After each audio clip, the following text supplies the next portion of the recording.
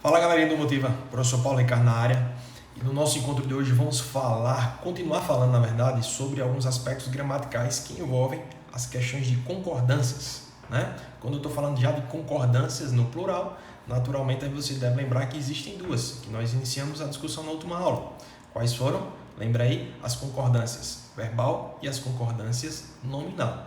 E eu já vinha, que eu falava na semana passada, eu ressalto hoje para vocês. São várias regrinhas, mas como disse, a partir dos exemplos, das situações principalmente que vocês mais usam, inclusive na hora da redação, nós vamos retomando e revisando esses casos, beleza? Em primeira mão aqui, para a gente iniciar, relembrando, né? Concordância verbal, característica básica da concordância verbal. O verbo concorda com o sujeito, a partir das suas características de número, singular ou plural. Foi isso que nós vimos? Regrinha básica. Concordância nominal. O que é a concordância nominal? Quando alguns termos, especificamente o artigo, o numeral, pronome e adjetivo, vão concordar justamente com o pronome ou o substantivo a partir de suas características de quê? De número e gênero. Número nós acabamos de ver, número é singular e plural, e de gênero masculino e feminino.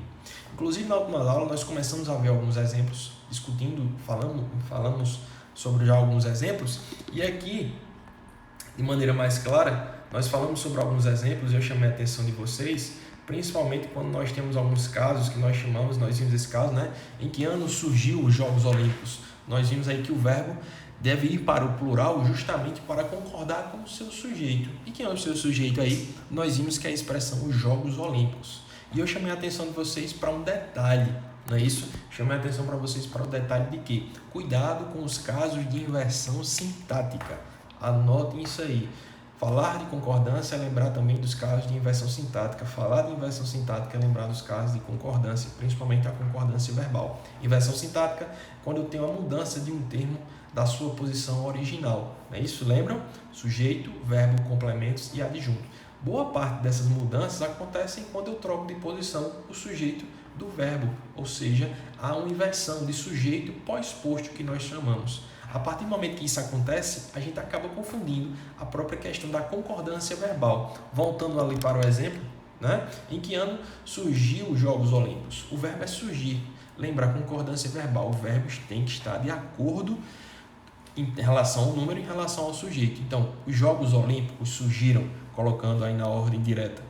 Não é isso? Então, por isso que aí o verbo ele deve ir para o plural. Falando disso, dessa questão da inversão sintática, além dos outros exemplos que nós faltamos ver e analisar, que vamos fazer no nosso encontro, no nosso encontro de hoje, né, no momento ao vivo, existe muita aplicabilidade dessas regras de concordância, dessas situações de concordância na hora da redação.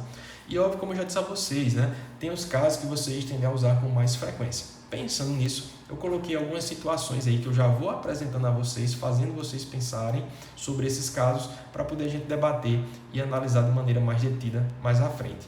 Beleza, gente? Então, vou apresentar esses casos aí que não só envolvem provas objetivas, mas a própria questão, a própria redação do Enem. Vocês têm todos esses casos aí no Forms, tá? Aí, primeiro caso.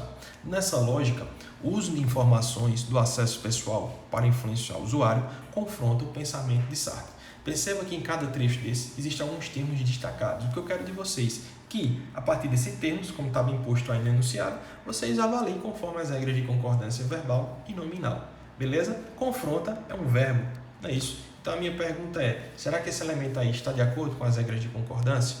Ou seja, se é um elemento verbal, eu tenho que pensar, ele está no singular. Se ele está no singular, é porque concorda com o sujeito. Qual é o sujeito dele? O uso de informações do acesso pessoal para influenciar o usuário. Esse termo aí realmente estava correto o seu uso? Ele realmente tem que ficar no singular ou ele deveria ir para o plural? Tá? Gente, lembrando que todos esses exemplos aí que eu coloquei para vocês são exemplos típicos de redações, construções típicas que vocês fazem. Algumas situações dessas eu ainda não falei, mas como eu disse, já vou sinalizando os exemplos aí para vocês irem se percebendo nesses casos aí, que com certeza boa parte de vocês aí, com muita frequência, usa, se não a maioria, usa praticamente todas essas situações que eu vou estar descrevendo aí. Paulo, por que você faz isso? Justamente para aproximar cada vez mais essas situações de regras gramaticais, no caso especificamente da concordância, das situações mais práticas que vocês fazem especificamente na hora da redação. Beleza? Seguindo aqui a nossa análise, o que é que a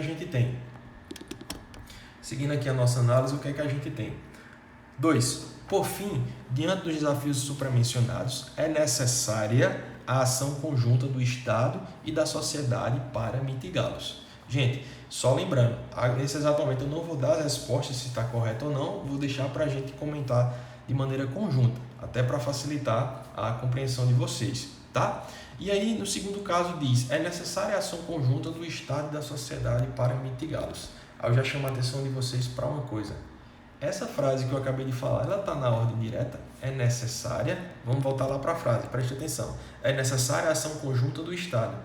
Coloca ela na ordem direta, como é que fica? É necessária a ação conjunta do Estado. A ação conjunta do Estado é necessária. Paulo, já percebi que é um caso de inversão sintática, que é aquilo que eu disse a vocês.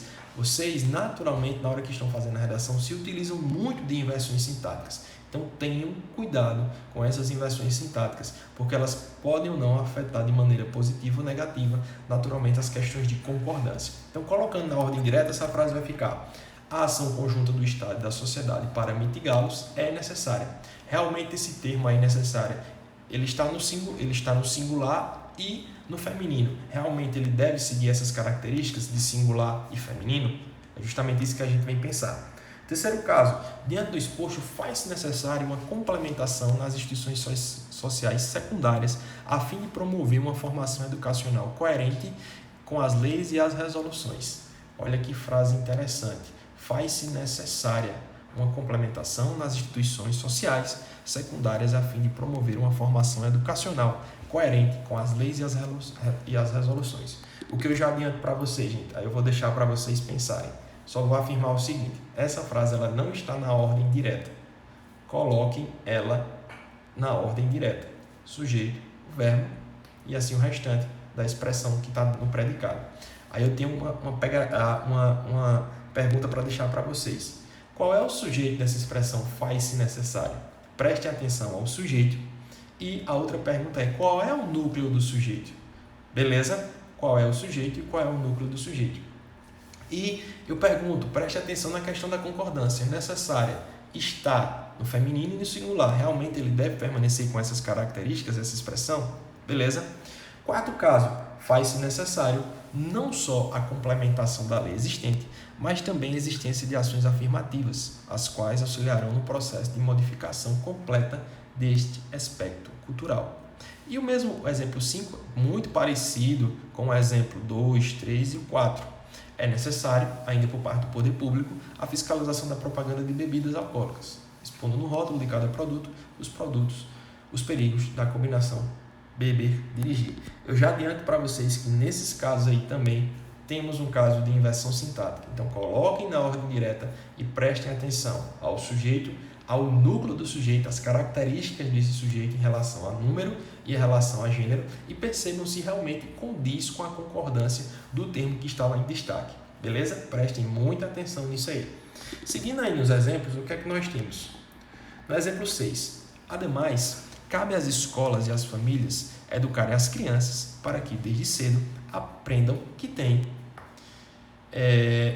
o direito de seguir suas escolhas. Claramente, aí o termo que está destacado é o verbo ter, e sua conjugação, especificamente o tem, né? O ter é M. Inclusive, está demarcado aí com esse acento. Aí a minha questão é, realmente esse termo aí precisa ou não desse acento? Aí eu já lembro uma coisa a vocês. Existe o verbo ter conjugado tem com acento e sem acento. Tem com acento e tem sem acento. A questão é, quando é que o tem vai receber o acento circunflexo? Quando, ou seja, ele não vai ter o acento e quando ele terá o acento. Tem a ver com a concordância em relação de singular e plural. Percebam aí nesse caso, que é a concordância verbal, então tem que estar atento para o sujeito. Se o sujeito está no singular, o sujeito está no plural, quando é que recebe o acento? Já é um momento aí para a gente estar revisando também. Beleza? Percebam que eu estou lendo os exemplos com vocês, para vocês irem tentando assimilar e revisando naturalmente esses casos que são muito comuns na hora da redação. Beleza? Seguindo aqui a nossa análise, os exemplos 7, 8 e 9, eles são bem parecidos. Bem parecidos. Preste atenção. Aí diz assim: na antiga polis de Esparta havia práticas de eugenia, ou seja, a segregação dos denominados imperfeitos, etc, etc. Havia práticas de eugenia. havia práticas de higienia. Segura aí esse exemplo 7, dá uma olhadinha no exemplo 8.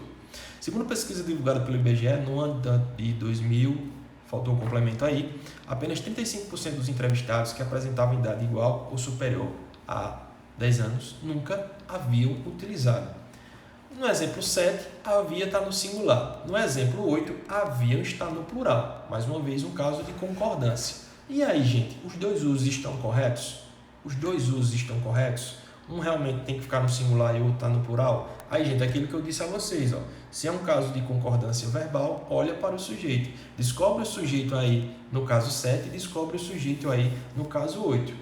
Prestem atenção. E a segunda dica que eu dou para vocês. Lembram que o verbo haver ele pode ter sentido de existir? Quando o verbo haver tem sentido de existir, ele apresenta sujeito e ele fica no singular ou no plural? Vou repetir. Lembre que o verbo haver, em algumas situações, ele apresenta o sentido de existir. Quando ele apresenta o sentido de existir, não é o verbo existir, ele vai apresentar o não sujeito. E esse termo vai ficar ou não no singular. Beleza? Então, essa dica que eu acabei de dar justamente vai se encaixar em um desses dois exemplos, no caso do 7 ou do 8. Beleza, gente? Tranquilo? No último caso que nós temos aí, que é justamente o caso 9, percebam que não é mais o verbo haver. Agora, explicitamente, eu tenho o verbo existir. Entretanto, existem movimentos e organizações que têm como compromisso a redução dos descasos com a figura da mulher, como a campanha contra o feminicídio. Inclusive, aí nesse exemplo 9 apareceu o verbo tem, mais uma vez com o acento. Não é isso?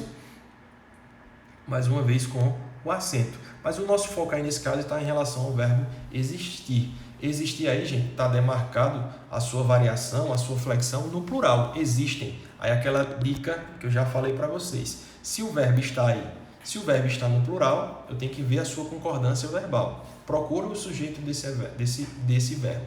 Falei de concordância, como é que a gente descobre a questão do sujeito? Olha para o verbo e pergunta ao verbo quem. Beleza, gente? Tranquilo? Feita essa leitura, essa análise, já destacando algumas curiosidades, a questão da inversão sintática, a questão do verbo ter, quando é que ele recebe acento, quando é que ele não recebe, o verbo haver, quando é que ele fica no singular, quando é que ele vai para o plural. Vejam que são exemplos muito práticos e que vocês usam na redação, inclusive lá aquela situação de expressões como é necessário, é permitido, tá? Que vocês usam bastante, que é o que vocês têm que estar atentos na hora da concordância, na hora que vão escrever justamente a redação.